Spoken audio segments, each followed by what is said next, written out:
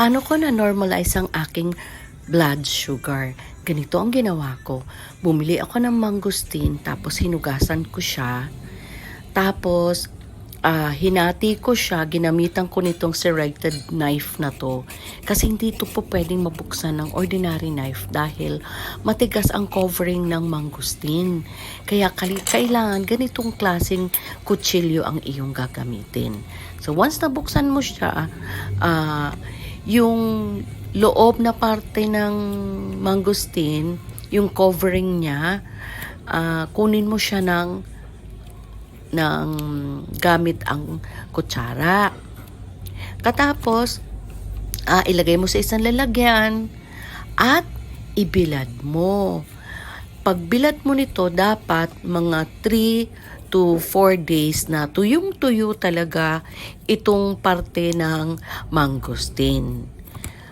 Pag itinuyo mo naman, kailangan nakakover siya para hindi siya dapuan ng mga insekto, para malinis ang iyong natuyo na mangosteen. Okay, so 3 araw or 4 na araw, ano na siya, tuyong-tuyo na siya talaga. Ayan.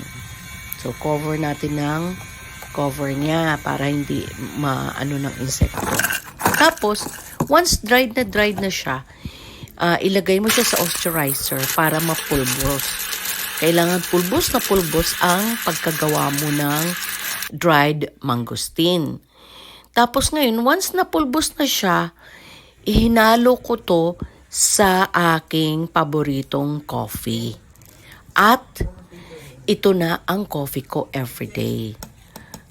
Umiinom ako nito, isa sa umaga, isa sa gabi, kasi isa tanghal or hapon as pag nagmemeryenda ako. Basta ito na ang kape ko. Itong mixture na to na merong mangosteen. At subukan nyo, mga guys, tingnan nyo after 1 week ang inyong blood sugar kung bumaba. Dahil yung aking blood sugar ay bumaba dahil nitong ginawa kong mixture na to. Kaya good luck guys, gawin nyo to at magiging effective ito at bababa ang inyong blood sugar. Thank you sa inyong panunood at pakikinig.